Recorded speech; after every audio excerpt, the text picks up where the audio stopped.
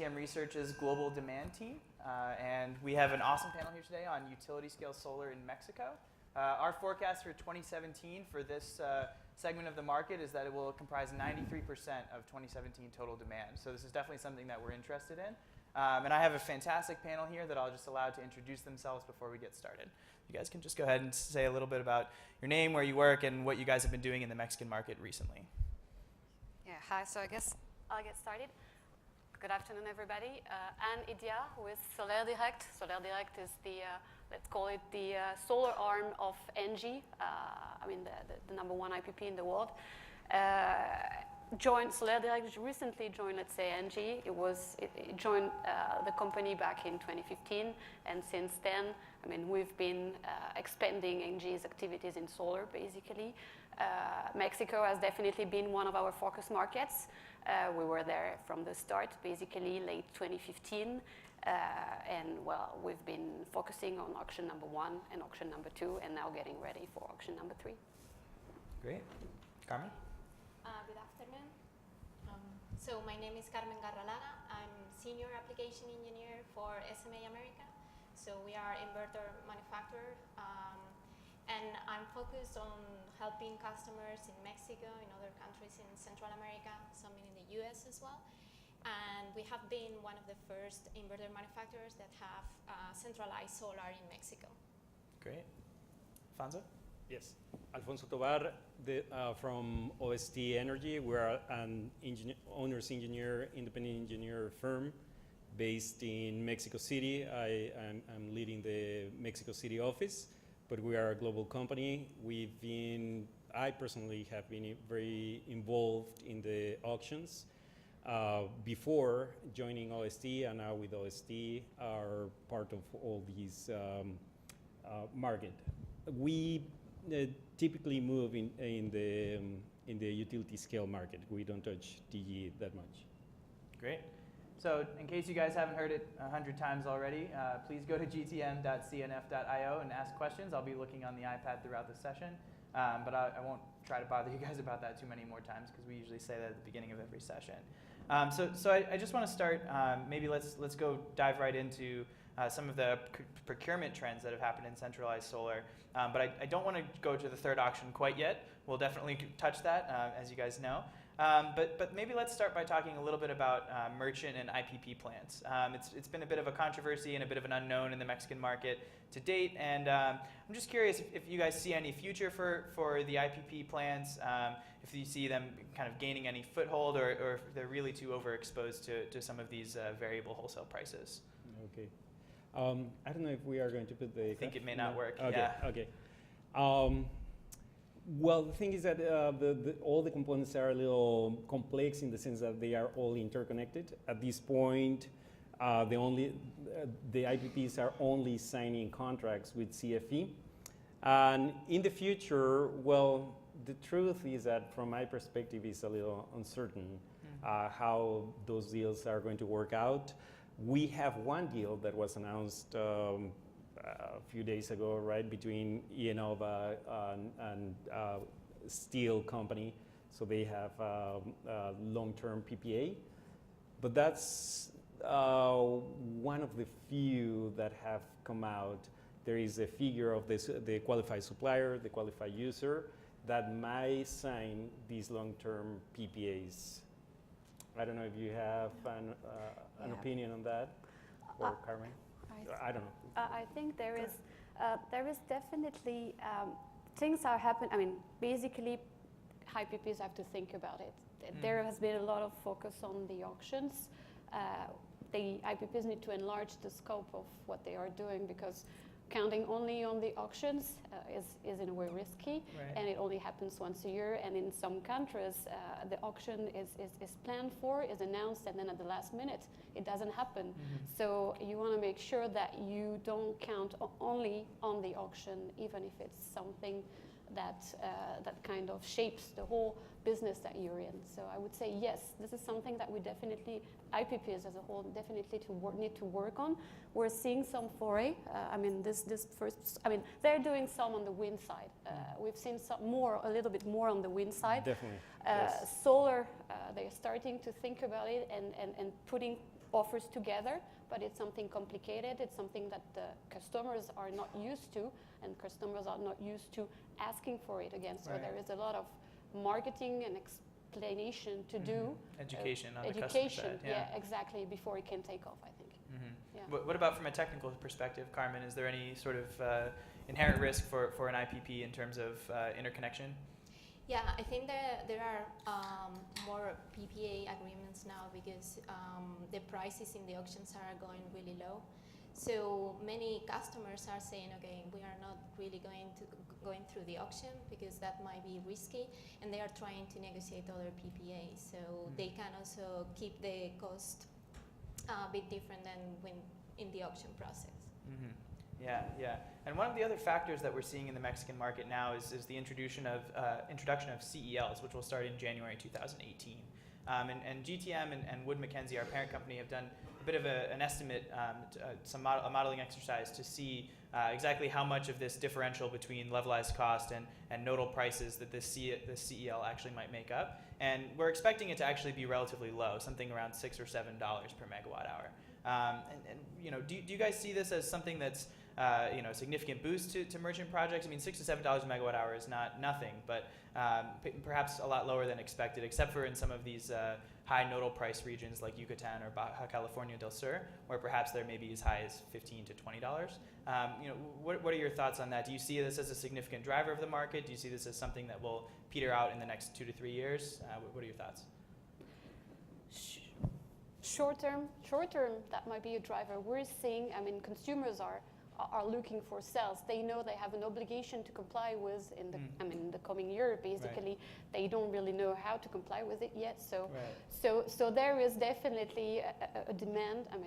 For cells that might drive prices up, of course. In the short term, yeah. But this is short term. Long term, this is more of a crystal ball, I would say. And sure. And well, you have.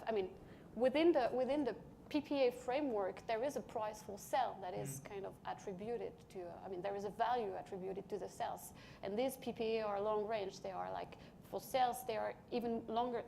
Energy and capacity are 15 years contract, but cells range over 20 years, so that's even longer. So you could think that this whole process and this kind of price marker may mean that in the future, yes, cells will keep on having a value. On the other end, it's true that if we go by the penetration of renewable, that's kind of set as an objective by the government. Well, and if they stick to let's say, a requirement for the consumer that's still, they're not supposed to comply with 100%. They have an objective to buy cells, which is still small, right? 5%, 5% is not a lot. So that's the other part of the equation, and that might drive prices down. So really, long term, it's very difficult. But short term, I would say yes, there is an attraction to sell, and there will be a demand for cells. Yeah, absolutely.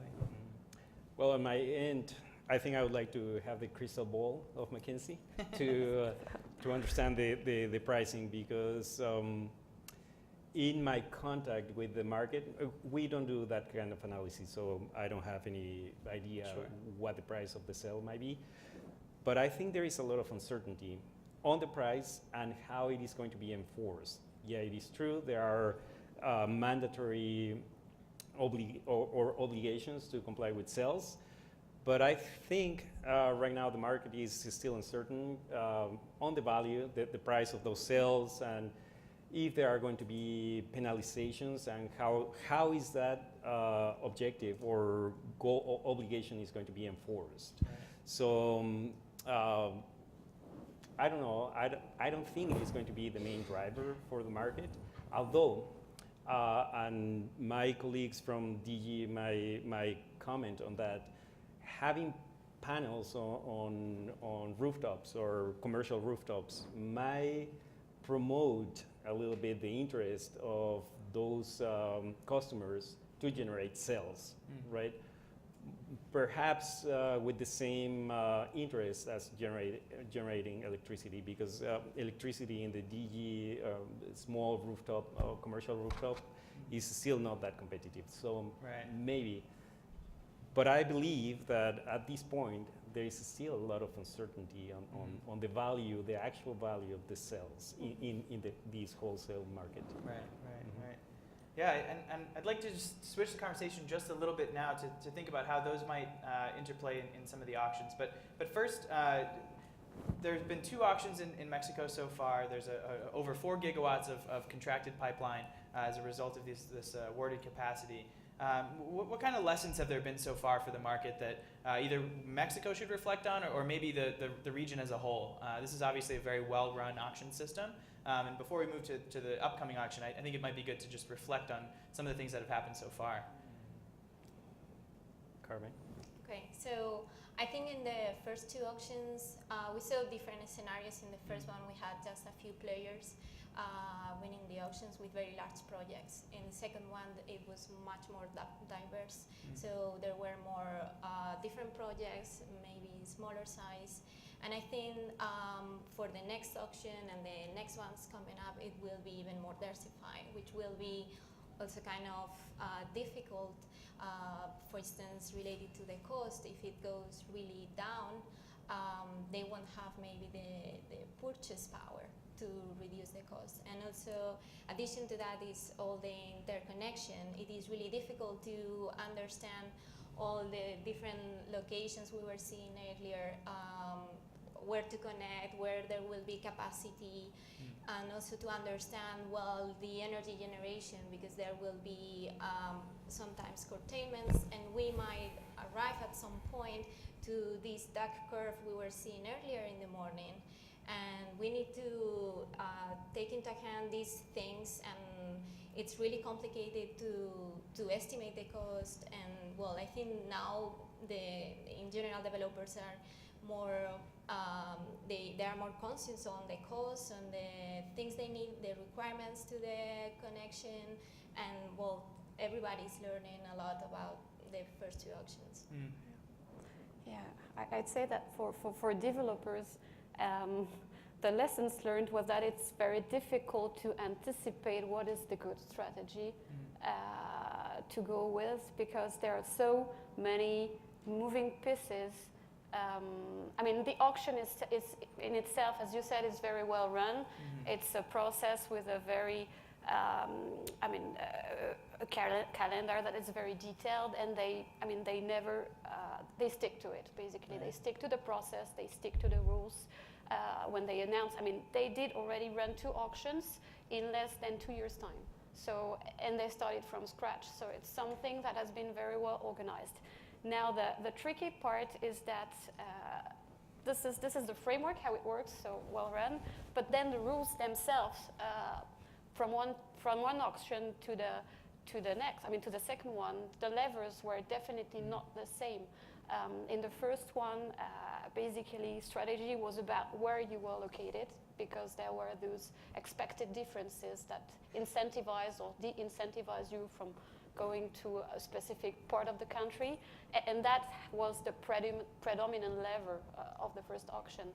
In the second auction, those expected differences, so those incentivizers almost disappeared. So you had to go for a totally different strategy, and these are things that you only know, 6 months, 5 months before the bid.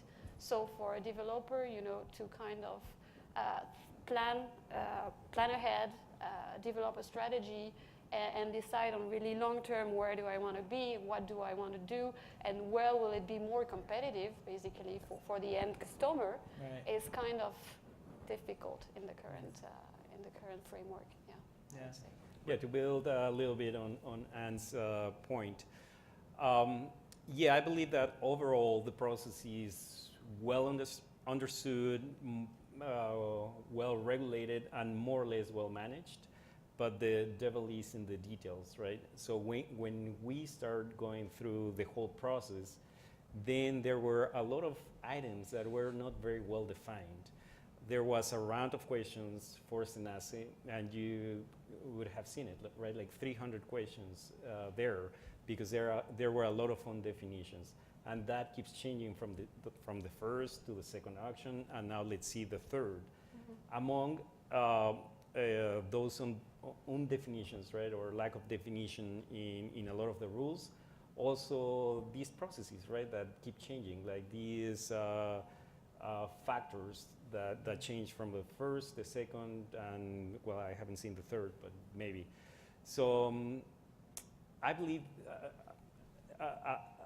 aside from those issues, there are also the other issues related to the whole project development cycle, right? Like situations with land, with interconnection, that is a different process run by Senace, that's independent. So all that, I think, creates a lot of problems for or challenges, right, for developers that sometimes are costly and not very time effective. So let's see how this third action goes. Yeah, and on the interconnection piece, Carmen, can you just explain a little bit how that differs from the United States and how queuing process is a little bit less transparent? Yeah, so basically, well, all developers need to apply for the interconnection agreement. And then what we were discussing earlier, it's a bit difficult to see if there are other players connecting in the same point of connection. So there is no really visibility to foresee if there will be another project connected at the same point, which might be really difficult and will make the project unfeasible. So it's really important to understand well the process, which is probably it's not a very clear process, and there is room for improvement, maybe for Senace to maybe make things more clear for all the different players. And also it is very interesting to understand the new grid code, which was from last year. It is also a very strict grid code, but it has a lot of uncertainties. Like it is very open, and there is a lot of ways to interpret it. So that also might cause some confusion, and it is very important to really make clear in the connection agreement all these points and what you need as a requirement, as a energy generator, which requirements you need to comply with at this interconnection point. Yeah, and thinking kind of past those challenges too, in the third auction, or from the second auction compared to the first auction, we saw a 30% price decline in the average bid. What do you guys have in your crystal balls, if you will, for the third auction here? There's a lot of interplay with CFE not being the only off-taker. There's a bit more price competition. There's an entirely separate nodal price allocation, like what Manan was speaking about in his presentation, that could affect some of these bids. And of course, there's a lot of uncertainty too. But do you guys expect the average bid to rise? Do you expect Photowadio's $26.99 per megawatt hour bid to be beat? What are your thoughts on expectations? What should we look forward to? What's the headline? Let's put it that way. Again, the crystal ball, I would say. No, but I've hardly ever seen prices of auction going up. I mean, it's a trend I haven't seen yet.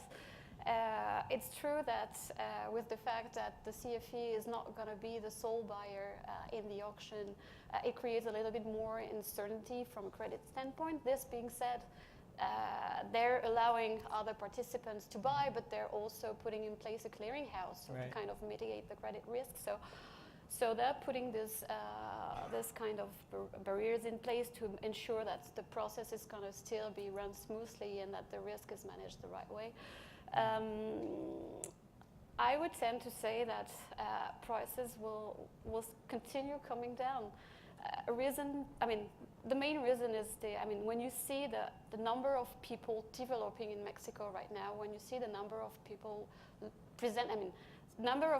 presenting projects in the first auction versus the second auction, I can't recall the percentage of increase, but it was just huge. I don't expect the pressure to come down in the third round. So more people interested developing higher, bigger projects. Scale matters in this industry, and I think the project will get bigger, which means that the prices can be driven down again. Yeah. CapEx is not going to go up, for sure will go down. So I would still think that, the trend will be down this time again. Maybe not, the type of drop that we've seen from first to second, but I wouldn't think it's going to stay flat. Okay. But that's crystal ball. Yeah, sure. Crystal ball, right. I would agree with Anne. I've never seen prices of auctions or going up. However, it's difficult to say how much lower they'll get. People are doing, or companies are doing a lot of price forwarding on inverters, modules, and other BOS. What to expect? I don't really know. I wouldn't expect price to go as low as 30% as from the first to the second. Maybe it's not going to be a very significant drop, but yeah, I don't know. I would expect only like 5 cents, maybe something like that, from the average 33 to maybe 29.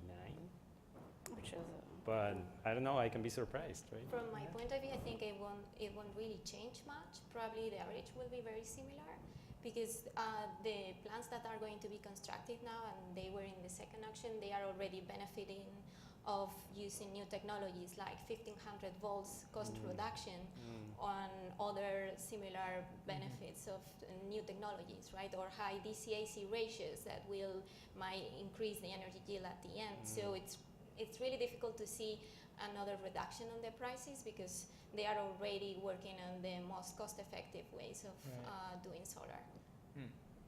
Yeah. Yeah, and going a little bit more broadly here too. We're 2 auction rounds in. We have a third coming up. There's a 30% cost decline from the first auction to the second, and yet there's still about 300 megawatts of utility-scale solar installed in Mexico. What does this kind of communicate to investors about risk? What kind of confidence should we have in the pipeline? And maybe what challenges for this upcoming 18 months or so, when the first auction projects start getting interconnected? What kind of challenges are there in terms of interconnection and construction risk and EPC backlog and things like that maybe developers aren't considering right now?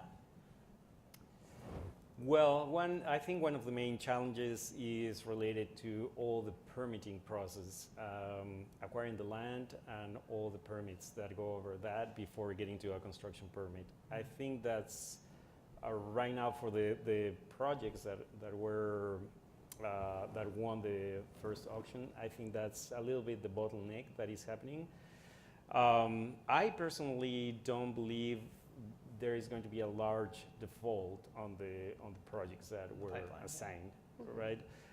If we haven't seen more on the ground right now, is because, well, they still have over a year, the first one. So, but actually, Enel's project, they already broke ground a couple of weeks ago, and that's one of the largest ones, 750 megawatts.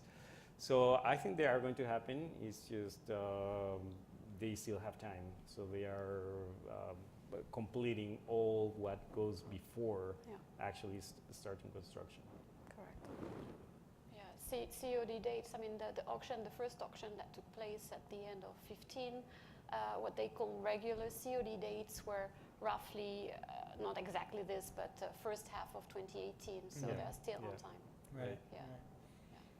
And thinking forward as well too, I mean, what kinds of both sort of financial risks and technical risks are there in sort of this massive pipeline of utility scale solar projects coming online within a relatively short period of time?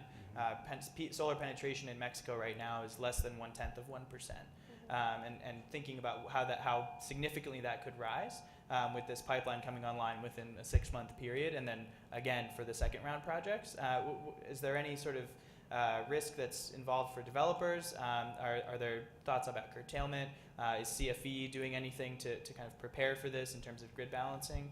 What do you guys see there? I do understand that they are starting thinking about it. They've introduced in the third auction, they're introducing what they call the firm export limits and the non-firm export limits, and they also, and that's to manage basically, exactly that, the fact that they want to manage the interconnection points and the whole dispatch of the renewable projects onto the grid. They're also, I understand, managing it through the limits, the export limits that they set from one zone to another. That's another way that they plan for this possible dispatch issues that might come with the mean, the massive influx of solar and wind, I mean, renewable projects, basically. So I think they're starting to definitely think about ways to manage this aspect. I mean, they have the example of the US, Right. not very far away. So Right. Yeah, I think the target that Mexico has right now of 35% of renewable energies 2024 is really ambitious. But it's good to be ambitious because you only get great things when you put a very high target and objective. But the thing is, probably with having so much renewable energies and solar, will require to have in a couple of years storage. So probably we will see common storage maybe in the next 2 years playing a new role in Mexico. So that way you will be able to control much better the frequency or all the problems that the grid might have for integrating so many solar plants in just a couple of years. So I think definitely it's something to look at and something that we need to explore. Obviously, in talking about all these curtailment topics and things, it will be good if you know first how many times you are going to be curtailed, so you can simulate better the energy yield you are going to get through the years. So for that, I think it will be a challenge also to understand how this will happen throughout the life of the plants. And well, I think also CFE is still figuring out how this is going to work, how they are going to check that all the plants are compliant with the grid code, if they are capable of doing all the things they want to do. So it's going definitely to be very interesting. Yeah. We only have a few minutes left here, so I'll shift to questions from the audience here. There's two questions here about European multinationals dominating these auctions, and I'll try to sort of combine these two questions, and maybe we can touch on the other issues if we don't quite get to them. But one of the questions here is, what are the negative repercussions of the low price, namely European EPCs, dominating the market, and what are the current risks there? And then the second question is, it appears that large multinationals from Europe dominate larger projects. Will Mexico enact policy to encourage local development and perhaps require domestic suppliers? So you can kind of take off any piece of that you guys would like, but let's focus there. Well, the first one related to low prices. We as owners engineer, one of the things that we fear is low quality as well, right? That at some point, the quality of the plant can be compromised, and with the effects that we can expect from that. Yeah, I'll take that, and then maybe if you want to comment on the other ones. I have some other things to say, but, Sure. but we don't have much Yeah, time. let's hear from Solairedirect on that one. That's relevant. Well, this is a global market. I mean, there are no boundaries. Solar is just global. You bid on a Mexican market, but I mean, the auction process might be different. The drivers of, your knowledge, your capacity, everything remains the same, right? It happens that maybe European companies have maybe a hedge here because they started, their market started first with solar, and that's why they were in their own market first, and they're internationalized first, and they built their experience and their knowledge first. I don't know to me, basically having a protected market definitely does not enable the end consumer to get the best of what the market can offer in terms of price, of competitiveness, and of basically of solar PV plant basically. So far the government has not put any barriers to. Right. I think basically the whole auction was designed in a way that it really promoted transparency, and basically transparency was there to attract basically international players because of their competency, skills, and capacity to provide very low price projects. So I don't think there will be a kind of new protectionism in a way. Trade protectionism. Trade protectionism. Right. I don't see it coming. Well, who knows? But that's that's not where I think the market, I mean, the Mexican market is headed right now. Mm-hmm. Yeah. Yeah, from my point of view, just very quickly, I think sometimes the quality, as he was saying, might be compromised, and also the O&M strategy. So having a really low cost price will put in compromise the O&M strategy that is left for the 20 years lifetime. So the better the quality, the better the lower the O&M strategy will be at the end. So yeah, that might be a critical point. Yeah, and let me just close, we're just about out of time here, but let me close with this last question here, just a quick thought from each of you. It says that auctions are based on contracts that leave at least 10 years of generation uncontracted. How much value do winners expect from merchant markets after contracted PPAs? Mm-hmm. That goes to the long-term O&M question as well, and we'll end after that. Yeah, well, given the very low prices that are achieved within the PPA timeframe, I would guess that, I mean, people do expect long-term prices to be, I mean, the merchant tail basically to be relatively not insignificant, I would say, in their expectations. I mean, you have, it's always a balance. I mean, you have to make your own projection, basically prediction. I would tend to say that that the merchant tail is not insignificant, but it is reasonable because I mean, prices are, I mean, the expectation is that prices, I mean, with this whole process, prices are going to come down, right? So even if prices in Mexico today are high, your merchant tail can't be higher than the current prices in Mexico, basically. Yeah. Yeah, I believe the financial model is based on that assumption. So therefore, all the financing is based on that limited amount of the contract, and then whatever comes later, well, will add to the revenue stream, not necessarily with the same expectation as those initial 10 years to recover the investment. But then those 10 or 20 years extra, right? Maybe it is possible to extend the contract with CFE. At that point, it's also expected that the wholesale market is at full force. There is a solid spot market. There are qualified suppliers, qualified users, and therefore third-party PPAs or long-term PPAs can be enabled. So I believe all the companies are betting on that, just trying to make sure that those first 10 years are enough to cover, if not all the debt, the majority of it, and then the next 10, 20 years of the plant will be kind of additional. That's what I think. I'm not on the financial side, so. Sure. All right, well, with that, we're just about out of time, so I'll wrap it up here. If you guys have any further questions, feel free to find our panelists or myself afterwards. With that, please give them a round of applause, and we'll invite Manon back up for a DP panel. Thank you.